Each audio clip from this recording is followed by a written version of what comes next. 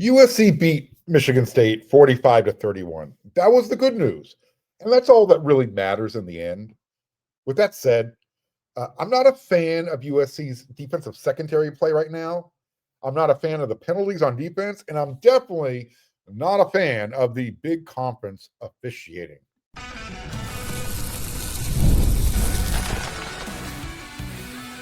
You are Locked On USC, your daily podcast on the USC Trojans, part of the Locked On Podcast Network, your team every day. Fight on, everyone. I'm your host, Mark Holkin, and thanks for making Locked On USC, part of the Locked On Network, your first listen every day. And definitely here for my instant reaction after USC beat up on Michigan State 45-31. Whether you're watching this show on YouTube, wherever you want to download this podcast, you know this show's always free. You should also know the show always appreciates your support. And this episode is brought to you by Mazda. You can move through life, or you can find things that move you. It's your choice. You can choose to get out there, choose your people. You can choose to go for it, like really go for it. Just choose to do something that moves you. Mazda crafts cars for those who choose to do more than simply move. Mazda, move and be moved. Look, the first takeaway, the positive. USC won. They're 4-0. So let's talk in this first segment. It's my instant reaction show. It's 2:36 in the morning on Sunday. It was a long game. It's been a long day. Again, USC 45, Michigan State 31. That's what matters the most. Keep that in mind. That doesn't mean there's not stuff to work on, because there definitely is, but there's also a lot of good that was happening in that game. So in this first segment, let's just talk about some of the good stuff. How about Jaden Mayava? He was fantastic. Again, you could see him growing as a quarterback, his comfort level in this offense, his leadership, everything. You can actually see it. It's very tangible. And again, it's how can you not like how calm, cool, and collected he's been so far this season?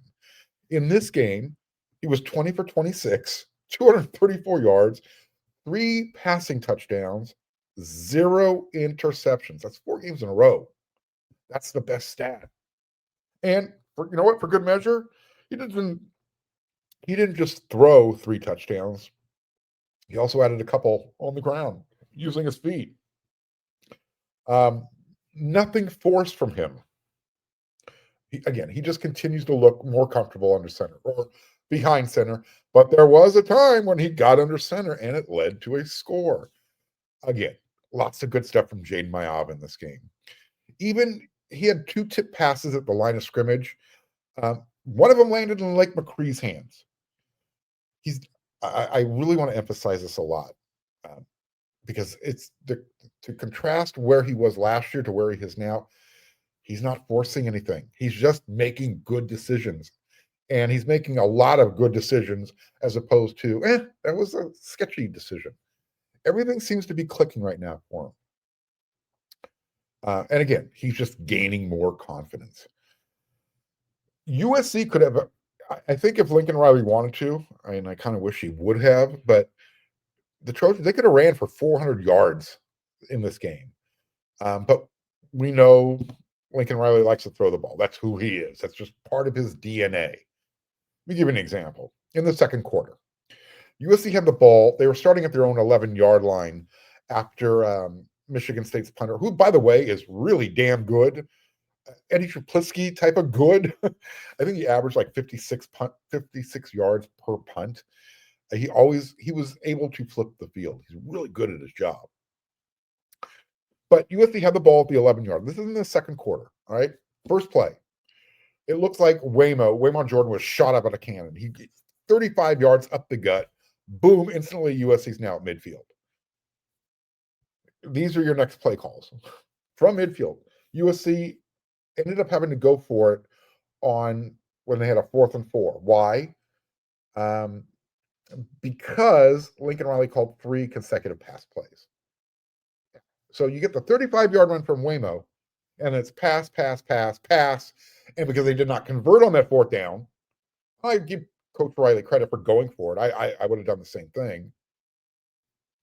But However, turnover on downs. I wonder why he got away from the run game. I mean, again, when you're picking up 35 yards on your first play, okay, I get it. Throw a pass, but come back to the run game. And he didn't. It was 3 straight. And that's when things just got a little bit, You're like, Coach, what's wrong? Why are you doing this? But again, you look at, let me give you some numbers here, and I'll probably repeat myself. It was just another day for Waymo. I mean, 150, just another day in the office, 157 yards, just 18 carries. If we do the math, according to this, he's almost getting 9 yards per touch, 8.7. Give him the ball more, please. Same thing with Eli Sanders. 13 rushes, 84 yards. That's good for 6.5. 37 carries, 283 yards, 7.6 yards per carry as a team. I'm telling you, USC could have easily put up 400 yards on the ground. And I think sometimes Coach Riley gets caught up. All right, let's just balance out the stats. Let me show you how good of an offensive play caller I am. In fact, after the game, someone asked Coach Riley, hey, you guys put up another 500 yards on offense. Do you feel like you got your swagger back? And Coach Riley was like, I never lost my swagger. But I think people are just trying to, the media was just trying to point out, hey, your offense is working really well this year compared to last year where there was a lot of inconsistencies. So here's something else. USC's offensive line, yes, great job. I brought it up. 7.6 yards per carry against a Michigan State defense, who, by the way, they 0 sacks, 0 TFLs against USC. Credit where credit is due. USC's offensive line, they did what it had to. And they kept doing what they had to do, even when Elijah Page went down in the second quarter. Literally, 517 yards of offense, 283 on the ground. So this is how the offensive line finished once Elijah went down. And it looked like he had an ankle injury, and it happened on a point after attempt. So Justin Tawanu'u took over at left tackle. Micah Banuelos slid in at left guard. Killian O'Connor stayed at center. Alani Noah was staying at right guard. And then Tobias Raymond shifted from left guard over to right tackle. Didn't skip a beat. This offensive line is good. And I should point out, every single one of those guys that I just mentioned, those are guys who USC recruited and has been developing in the program. Remember, they brought in 2 guys during the offseason from the transfer portal, Jeonre Reed and DJ Wingfield. We know DJ Wingfield was declared ineligible just because of the transfer situation. Jeonre, he's competing, but right now Killian is just doing his job. And let's not ignore the defense. There was some good.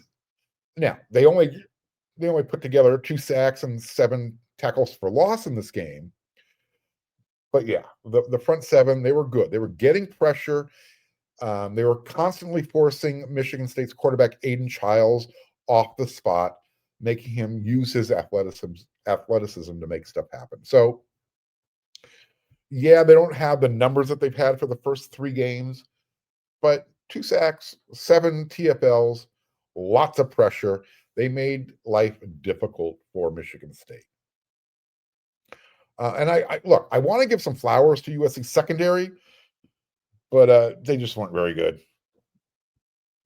Look, and Coach Riley even agreed after the game. I pointed out, this is the 4th game in a row where they're giving up at least 1 big play. And he's like, you're right, Mark. 4 games in a row. And it's more than 1 big play per game. I mean, that 75-yarder at the end, that was the second one. They gave up a 40-yard pass for a touchdown in the first half. They've got to clean this up. They're going on the road. They're going to be playing a really pissed off Illinois team who got they got BTA'd. Belt to, we'll say BTB, belt to butt. BTA, belt to, where. They lost at Indiana 63-10. USC, they're flying to play Illinois next weekend. Early kickoff. Yeah, it's going to be 9 a.m. here on the West Coast, 11 a.m. in Chicago. USC's got to turn around real quick. Late game, early game. Coach Harley mentioned that after the game as well. But it is what it is. You don't use it as an excuse. You just get back, go practice, try and be better in the next game. And the next games are going to be on the road. USC is going to be looking to improve to 5-0. All right. Next segment. I'm going to talk about some stuff that, again, what I like, some stuff I didn't like, and then we'll just keep going from there. It's instant reaction. I'm babbling. It's late. I apologize.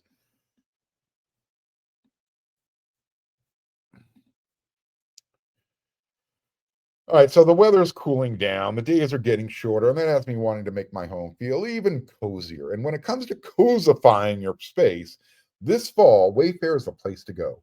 Wayfair has everything you need to set the mood for the season, for the fall season. Whether it's comfy recliners, warm bedding, autumn decor, or even an espresso machine so you can make your favorite latte at home, Wayfair is the place to go. What I love most about Wayfair is the variety.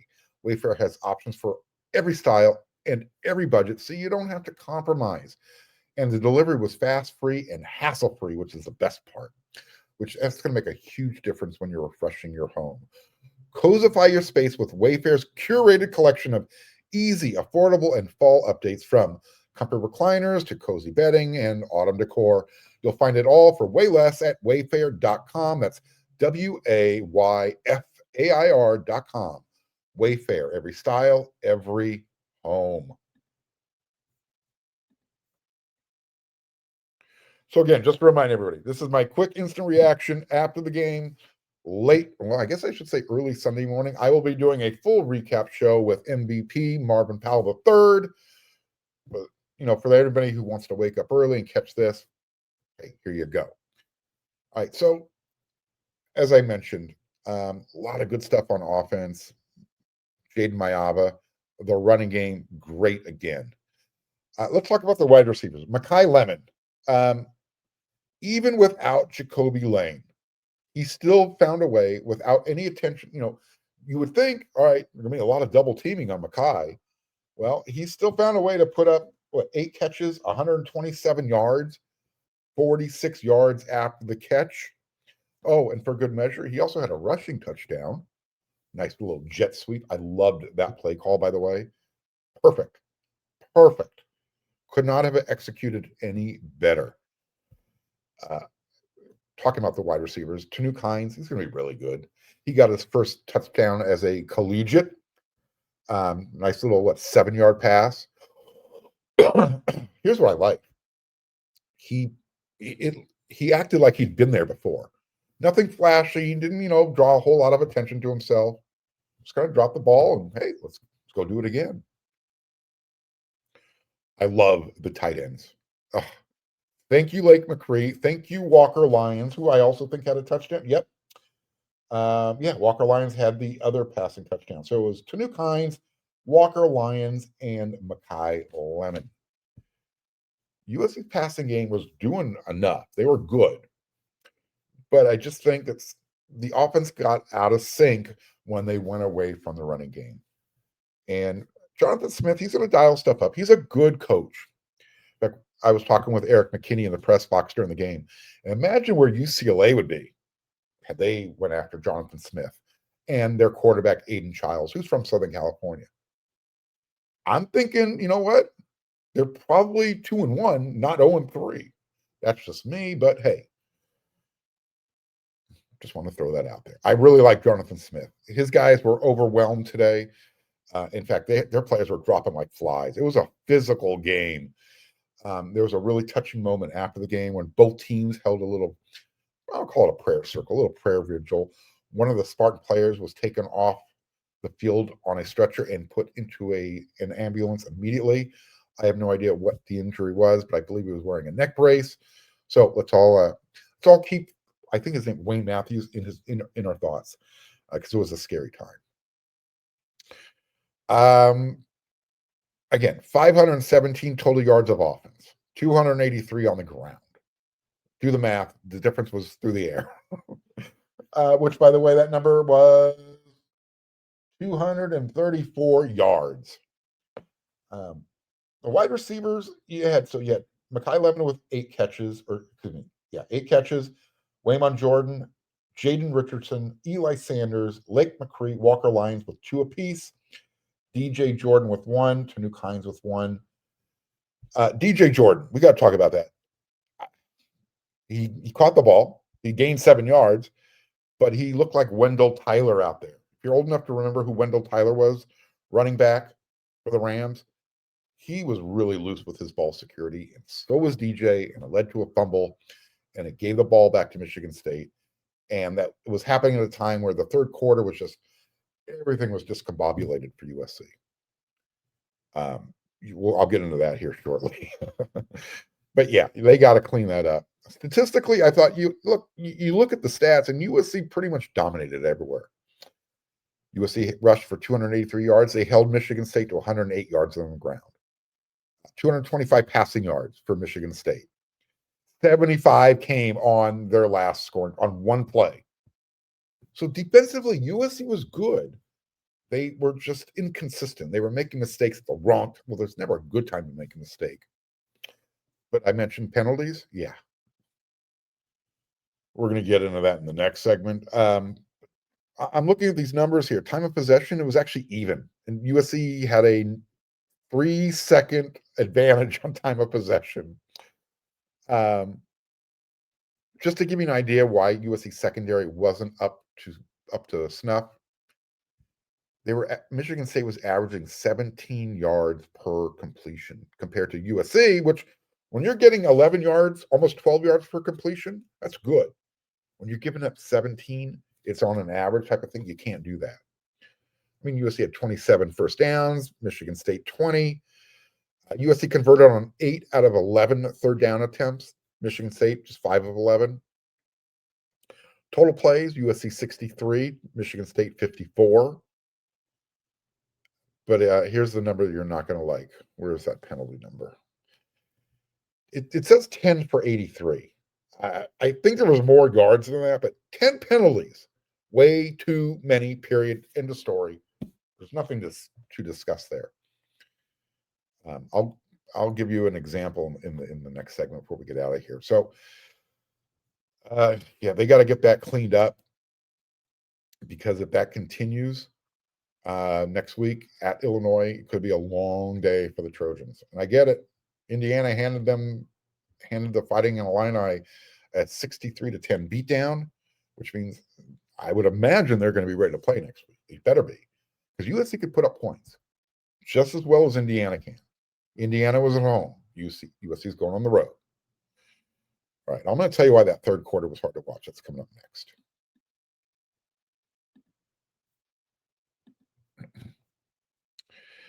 This episode is brought to you by Square, your favorite neighborhood sports run on Square. Your favorite neighborhood spots run on Square.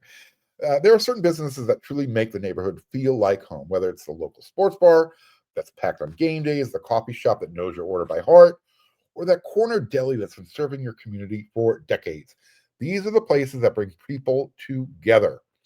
When neighborhood businesses thrive, the whole neighborhood thrives. So what does supporting a community look like? Well, spending money there doesn't just support the business, it supports the people behind it and the community around it.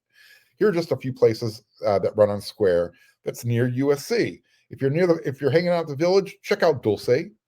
Also in the same area, you got Courage Bagels, you got Tacos LA 26.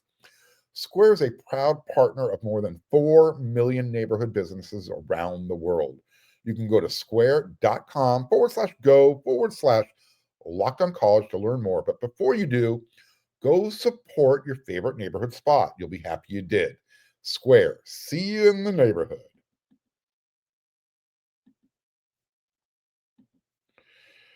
All right, so that third quarter, USC had a 31-10 lead.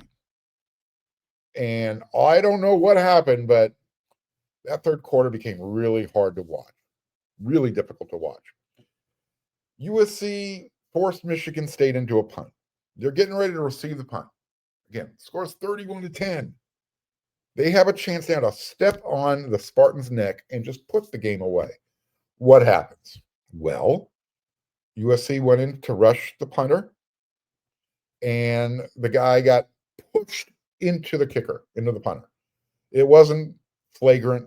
It wasn't a roughing penalty. The ref pulled out the flag, threw the laundry on the field. It still left them with a 4th and short. Well, 4th and short at midfield, Coach Jonathan Smith says, let's go for it. They converted. Then USC happened to have 3 penalties on 3 consecutive plays. Michigan State eventually scored on that drive. That's the type of stuff that keeps teams in games, teams that shouldn't be on the field with you. Again, had USC, I don't know, played a little bit more conservatively, just maybe not rush the punter as aggressively, things changed. The whole outcome of the game changes. Coach Riley was asked about the penalties. He said, look, you look at the teams out there that are some of the least penalized, they're just, and he used some language, they're crappy. You look at the teams that are aggressive, that are penalized a lot, they tend to be one of the better, they tend to be better teams. Better on, they're good on defense, on offense, yada, yada, yada. His point was he doesn't want to take the aggressiveness out of USC. My point is these are a lot of dumb penalties, offsides calls, another hands to the face. This is every game, every single game that's happening. So you had a pass interference. Again, we talked about the roughing penalty, well, running into the kicker with a little bit of assistance. I got to tell you, I'm really getting sick and tired of these big conference officials. They're bad. They are really bad. And I know maybe when I watch the replay on TV, I'll say it'll even out. But I noticed one of the officials, why do the officials need a police escort out of the locker room when they're going back to the parking lot? I said something to one of the officials. Well, I didn't say it directly, but I said it so he could hear me. I said, I should never know your name, but I do. Kind of turned back around, like, well, do a better job. But yeah, USC's discipline right now, their penalties, it's getting worse. It's not getting better. So as I mentioned, when you have a chance to put a team away, especially at home, you gotta take advantage of it. You gotta do it. And if you're going to continue to ask USC fans to show up early, pack the collie, you got to give them a reason, especially for these late kickoffs. You can't let them down saying, oh, stick around, guys. You're going to hang out till midnight tonight. We'll get you there. We'll get the win, but we're not going to look great. USC wins 45-31. That's my instant reaction. You know how I feel. I'll probably feel a little bit better after I get some sleep. And by the way, I will be hooking up with MVP 3, Marvin Powell III. We're going to do a more in-depth analysis of this win. That'll be on your next episode of Locked On USC. So until then, everyone, you know what to do. Next week, USC travels to Illinois 4-0, taking on the Fighting Illini.